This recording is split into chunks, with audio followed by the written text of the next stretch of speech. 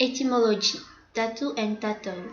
Those words come from a Taishan word, tattoo, which means hit repeatedly and which indicates the technique of drawing permanently on one's skin. Yesterday's tattoo, an ancestral practice, a practice that dates back to hundreds of years in Polynesia and which probably existed within the migrant population before they came in Polynesia. An ethno practice from the Europeans until Wallis and Cook testimony. Omei was the first Tahitian to embark from Europe, and she was quickly well known because of his tattoos. According to mythology, the two sons Ta'arwa, the most important Tahitian god, Matamata'arhu and Tureipo, found this practice very decorative and decided to use it and to teach it. As the writing was absent, the Polynesian developed through these are the expression of their past as well as their future identity. Initiation rites. First tattoo in the elbow. Without that tattoo, the child couldn't feed from the food taboo. He couldn't eat with his family, and he could eat only his mother's food. Later, the young women must tattoo their heads to be allowed to cook. When they become women, they were tattooed on the bottom head with arches that covered their hips. For young men, tattoo is a way to reveal his courage, and young women could refuse unwanted sexual advances from a man if he wasn't demonstrating his bravery and his strength. The tattoo bows clothes and ornament. Clothes because men only wore hami that covered the penis, and ornament the to'ata, and men whose body was completely covered with tattoos. Tattoos and war. The hypnotic patterns were supposed to replace the armor.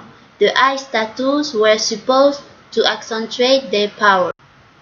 Tattoos as talisman. The tattoos brought protection and power, accentuated the man, the strip. The more tattooed the man is, the more prestigious he is.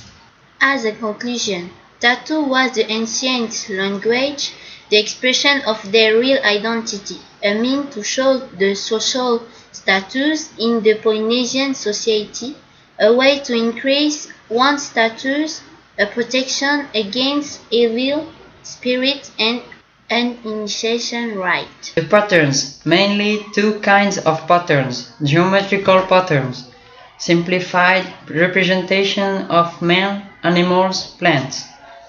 Society islands, we're getting a tattoo. For men of Society Islands, Tuamotu and Hawaii, the part of the body most tattooed is the torso. Most of the time, women were tattooed on the lips, the hands, the bottom, the pubis and the calf. Sometimes they could get tattooed on the bust, the stomach and the legs.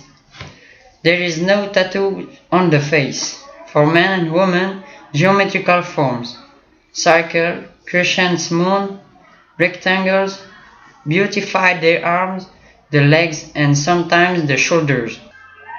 The Marquesas Islands. Marquesas patterns, they are very graphics and they are following the body shapes. The tiki, ancestor deified. Each part of the tiki was used separately. The ears, the eyes, the end. The turtle is considered as a sacred animal. It's amphibian. Sight alludes to the transition from life to death. Its shell remains the armor, the protective skin. The lizard was tattooed on a working man's face. Ocean fauna, for which Polynesians show deep respect for. Patterns illustrating Polynesian jobs and daily life action. Everyday life could be read on Marquesian skin. Prohibited tattoos. Shortly after the discovery of French Polynesia by the missionary in 1797, art of tattoo was banned. Indeed, it was regarded by the missionary as barbaric because of the technique using shark teeth or cut bone. It disappeared during more than 150 years.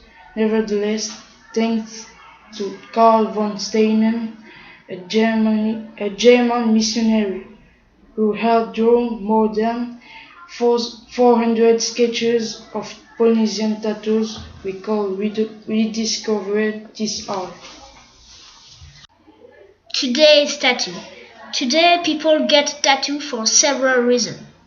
To claim his identity as culture, Out of respect for his ancestors. in remembrance of a visit, a meeting, To be beautiful and charming.